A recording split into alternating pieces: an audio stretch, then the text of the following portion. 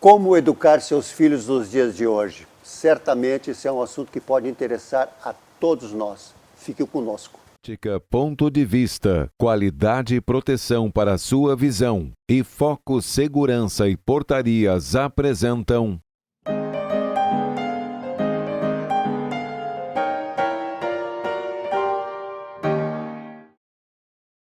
Médico formado pela Universidade Federal de Pelotas, estudou psiquiatria e psiquiatria da infância e adolescência no Hospital de Clínicas de Porto Alegre e atualmente também é professor da Universidade de Passo Fundo. O meu convidado de hoje é o psiquiatra Dr. Jefferson José Rodrigues Escobar. Seja muito bem-vindo para o programa, meu caro amigo Jefferson, é um prazer poder te receber aqui. Muito obrigado, Jorge. Tu sabe que é sempre um prazer conversar contigo, né? A gente já tem uma longa trajetória de conhecimento, né? Então, quando eu aceitei o teu convite, fiquei muito feliz por estar aqui daí, tá? E eu tenho certeza, porque eu assistindo algumas lives que tu fazes, eu disse, não, mas o Jefferson precisa estar aqui comigo, porque esse assunto é extremamente importante, principalmente porque vem com uma história muito grande, né? Com certeza. E eu queria te deixar muito à vontade para que tu pudesse colocar desde o início lá, quando se falava então das primeiras ondas comunicativas. E o tempo é todo teu, por favor. Ah, mas que responsabilidade, né, Jorge? Tu me botar nessa... Mas eu sei que eu posso apostar, viu? Tá, nessa sinuca de canto, como dizem, né, tia? Buenas. É que o que está acontecendo, né? Depois do evento que a humanidade toda vivenciou e está vivenciando, que foi a pandemia do Covid-19, né? A gente foi jogado em algumas situações que aconteceriam daqui a 10, 12, 13, 14 anos, né, que seriam o tipo de comunicação que a gente já vinha engatinhando e que acabou tendo que correr como se fosse uma corrida de 100 metros rasos, né? Então a gente teve que se adaptar a situações completamente diferentes, né? Mas já um pouco conhecidas, né? Então a gente teve que ter aulas online, a gente teve que atender os nossos pacientes online. Já se fazia, mas não na mesma intensidade que tivemos que fazer nesses digamos assim, 3 últimos anos, né? E quando a gente chega nesse momento, a gente começa a pensar o que está acontecendo, né? E como que a gente vai poder, dentro desse novo arranjo mundial, como nós vamos poder viver, né, de uma maneira que não haja uma conflitiva e que seja de uma maneira saudável, né? E principalmente como a gente vai educar os nossos filhos, né? Então, quando a gente fala na comunicação via internet, a gente tem que, via computador, smartphone, a gente tem que voltar um pouco, não, a gente tem que voltar longos anos e séculos no passado para entender o primeiro tipo de comunicação que a gente tinha, né? Então, na realidade, nós estamos vivendo a terceira onda de comunicação que tu havias comentado no começo do programa, né?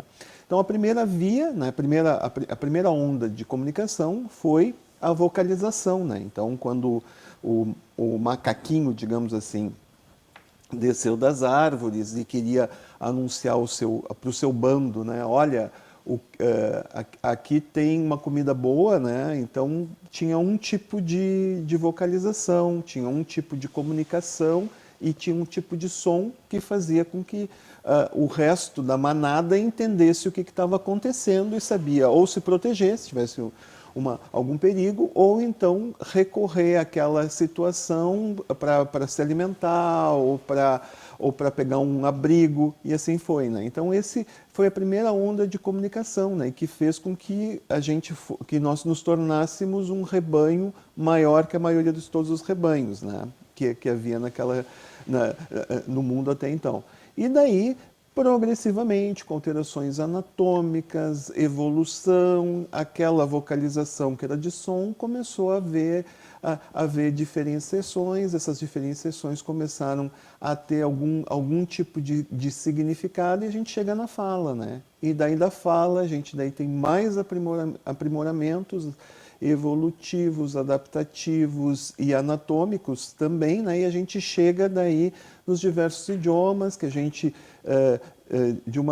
de determinada região adquire um certo tipo de fala, né? E a gente tem um processo extremamente longo para chegar até essa questão de diferentes idiomas para serem usados na comunicação de grandes comunidades, né? Dentro disso, se vê que a fala, o uso da fala, ela se tornava restrita. Ela não registrava certas coisas que precisavam ser registradas, né? E daí faz com que o homem comece a pensar, primeiro, a desenhar as suas atividades do dia a dia, as suas técnicas de caça.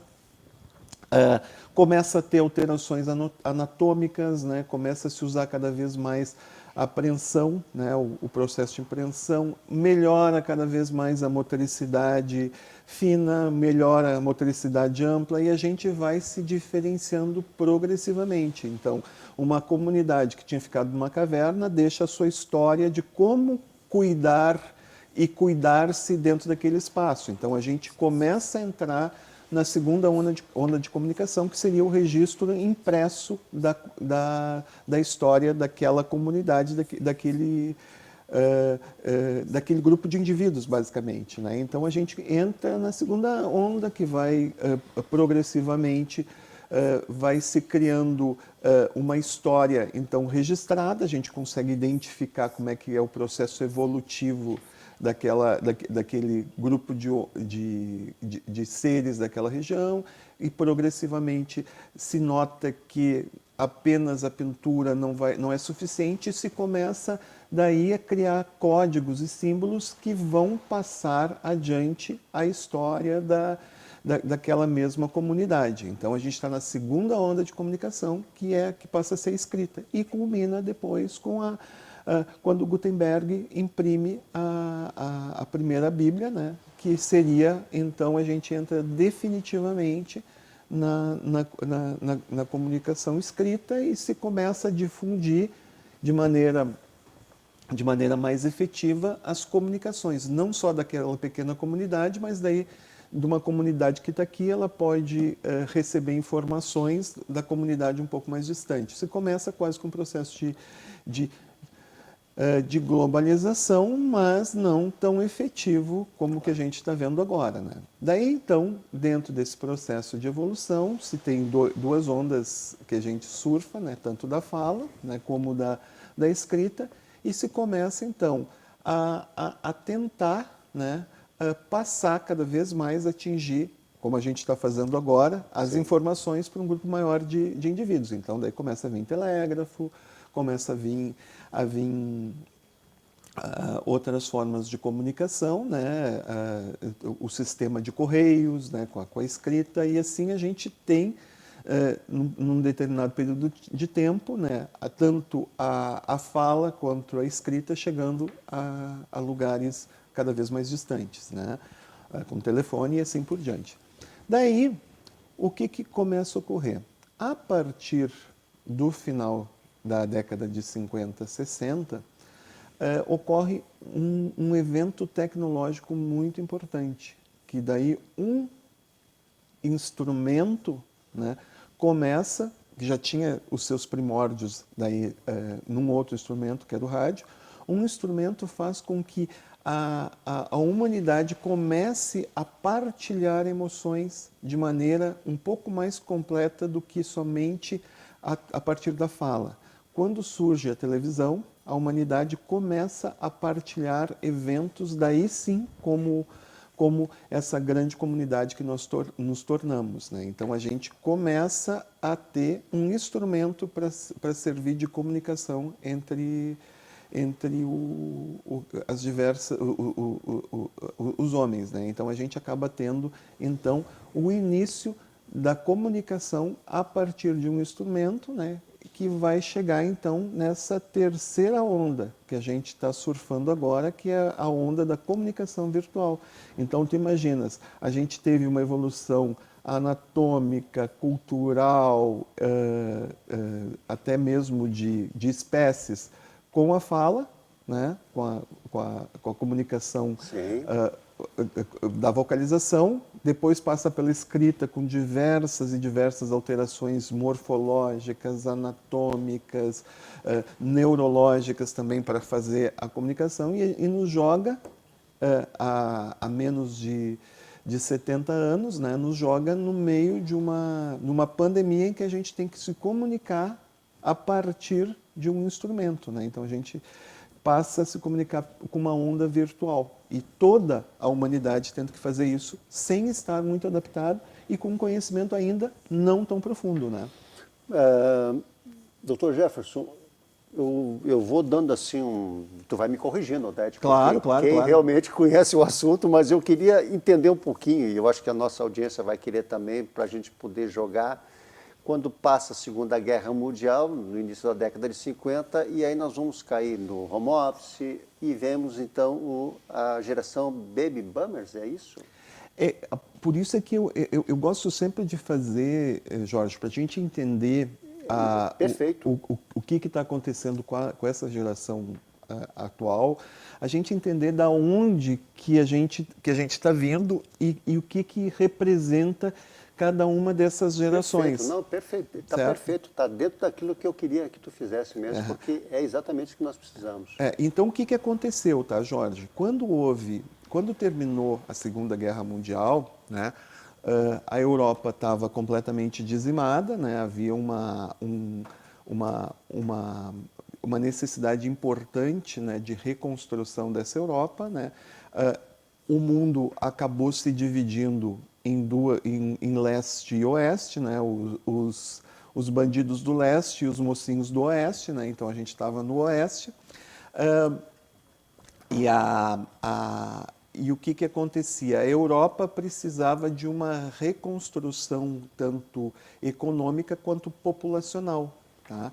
Então, surgiu nesse período uma geração que foi denominada, tá, como Baby Boomers. Por quê? Baby de crianças, boomers de uma explosão de natalidade. Tá? Então, para a gente entender um pouquinho, o que é geração? Geração é um grupo de indivíduos que nasce num determinado período, né, que varia de teórico para teórico, de 15 a 20 anos, e que esse grupo de indivíduos partilha das mesmas situações, momentos históricos, momentos culturais, a mesma moda, digamos assim, né, e que eles como é que eu posso dizer? Eles apresentam características próprias desse período do seu desenvolvimento, né? Então, no final, no pós-guerra imediato, até mais ou menos 1964, a gente classifica os indivíduos nascidos nesse período como baby boomers, certo? Dr. Jefferson, esse papo aí vai dar muita coisa e eu estou muito feliz por tudo aquilo que nós estamos conversando, mas eu vou pedir o nosso espaço comercial e voltamos logo, porque a gente vai chegar ali na adiante no tema, como educar seus filhos no dia de hoje. Tem tudo para acontecer como a gente está prevendo. Obrigado. Olá, como você já sabe, sou Jorge 3 do programa É Negócio, que vem sendo um sucesso de audiência em Novo Hamburgo e região. E a Vale TV vem conquistando a preferência de mais pessoas. Se você quer ter seu negócio conectado com quem traz qualidade e visibilidade para a sua marca, junte-se a nós. Entre em contato conosco.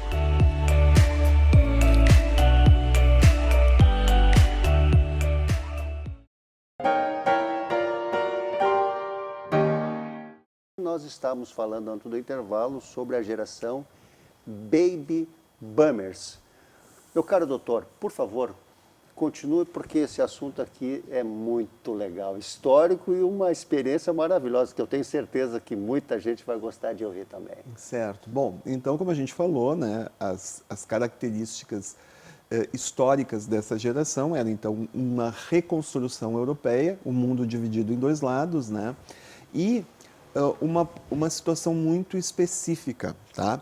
Nesse período, para que houvesse, pegando daí a parte dos negócios, tá, Jorge? Para que houvesse uma situação de reconstrução mais efetiva, não se tinha muito espaço para empresas menores. Então, a gente tinha daí as grandes corporações, certo? Então, nessas grandes corporações, os homens trabalhavam, a mão de obra era essencialmente masculina, né? A família era desenhada da seguinte maneira: era o homem como provedor, né? A mulher como cuidadora dessa prole, que era uma prole bem maior, né? E essa família tinha uma particularidade, era uma família baseada na figura do pai. Tá? O pai é quem utilizava a sua força de decisão. Era o pai que era o provedor e ele que decidia. E o que aconteceu? Nesse processo, a gente encontra algumas questões que vão fazer com que a gente tenha dificuldade de educar os nossos filhos nos dias atuais. Quais são? Uma família ela tem que ter um equilíbrio. Tá? O equilíbrio dessa família é em duas funções. Tá? Eu digo funções, não em figuras, tá? Porque essas funções, quando eu falo em funções, essas funções podem ser exercidas tanto por um pai, tanto por uma mãe, quanto por duas mães, quanto dois pais, pensando na configuração da neofamília. Então, o que aconteceu? A função materna é aquela que a gente sabe, meu filho não está fazendo isso, a mãe passa a mão, né? A mãe ela tudo pode, né? Ela sempre dá um jeitinho de proteger o filho. A ideia do processo de maternidade é que a criança ela vai ter um problema, a mãe rapidamente, vamos pegar um bebê, por exemplo, vamos ver se o bebê está cocô, vamos ver se o bebê está xixi, vamos ver se ele está com fome, se ele está com sede. Então, a criança chora e imediatamente a mãe vai lá e tenta satisfazê-la. O mundinho perfeito, né? O mundinho perfeito, que segundo a Melanie Klein e Freud também, né, os papas da psicanálise, chamam do mundo interno. Tá? A criança tem a ideia de que ela está numa bolha, né? E que a mãe, porque ela atende rapidamente todas as demandas daquele bebê, a mãe faz parte, a mãe seria um braço dela, a mãe não teria uma individualidade. Isso a gente chama da simbiose que o bebê tem com a mãe. Né? Ele não entende ele como uma entidade individual e a mãe uma entidade individual. O que ocorre? Todo mundo fala que a Melanie sempre fala mais da função materna. Mas a Melanie, para mim, ela foi cirúrgica quando ela descreveu a função do pai. A função do pai é a seguinte: ele tem que sequestrar aquele bebê daquele mundo idílico e apresentar aquele bebê para o mundo externo. Então, isso seria uma frustração. O pai, a partir daquela atitude que ele faz, ele vai criar uma crise naquele bebê. E são nas crises que a gente cresce. São nos momentos de dificuldade que a gente procura soluções. Ao mesmo tempo que ele sequestra o bebê do mundo interno, a função do pai também vai ser de que aquela criança aprenda as regras sociais que estão sendo propostas pelaquela sociedade. Então, o que ocorre? Ele vai dizer assim, olha aqui, meu filho, tu quer ter aquele carrão, tá? Tu não tem condições de ter aquele carrão com 6, 7 anos, mas no futuro tu tem. Se tu cumprires as regras, se tu fores fazendo uma formação adequada, estudares adequadamente, te formares, teres uma atividade profissional adequada, que tu te sinta satisfeito, vai ser teu. Tu entende? Mas a criança não vai ganhar aquele carro, não vai ganhar aquilo que ela deseja naquele momento imediato. Então, isso é a função paterna. A função paterna é da crise, causar uma crise. E a gente vê essa falta de função paterna desaguando agora. E por que isso ocorreu? Tá, Jorge? Ocorreu porque, se a gente for pensar na geração Baby Boomers, a gente vai ter uma situação muito característica. Tá?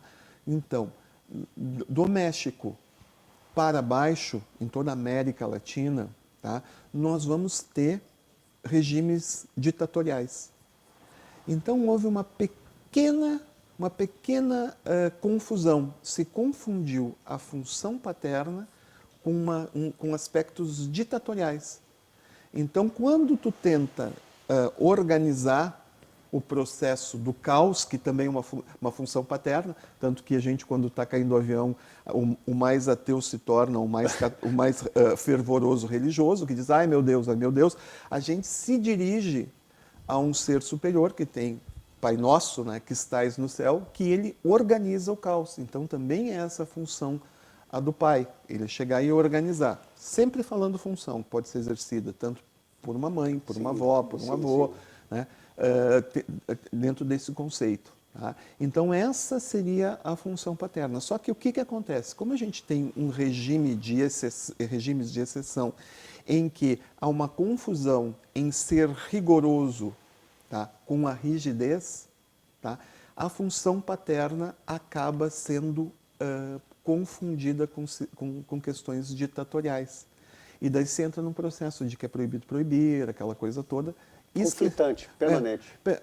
A questão conflitante. E que faz com que a gente vá tendo todas algumas dificuldades na geração atual. Tá? Então, isso se tornou muito difícil, né? Que a gente quebrasse essa confusão, esse processo de confusão. Né? Então, uma coisa muito importante também é que, além dos regimes de exceção que nós tínhamos na América Latina, nós tínhamos na África uma África totalmente colonial, né? Um mundo completamente desconhecido para nós, que era a China, né? A gente sabia muito pouco. Os orientais a gente tinha como os vilões que atacaram os Estados Unidos, né? Então, esse era o arranjo da geração Baby Boomers, né? E uma coisa muito, muito importante que acontecia nessa geração é que eles eram os empregados, né? Eles eram a mão de obra dessas grandes corporações, né? Que eram corporações que se viu no decorrer do tempo, evolutivamente, que elas seriam muito pesadas de serem mantidas. Tá?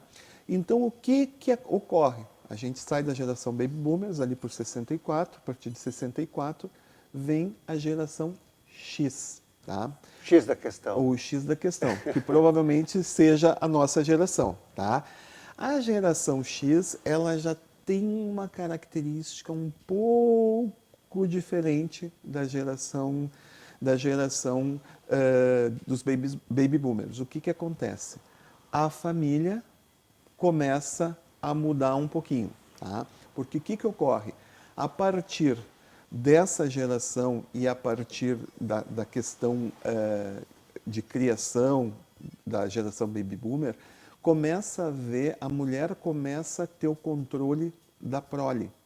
A mulher começa a poder dizer quantos filhos ela quer, porque surge a anticoncepção. Tá?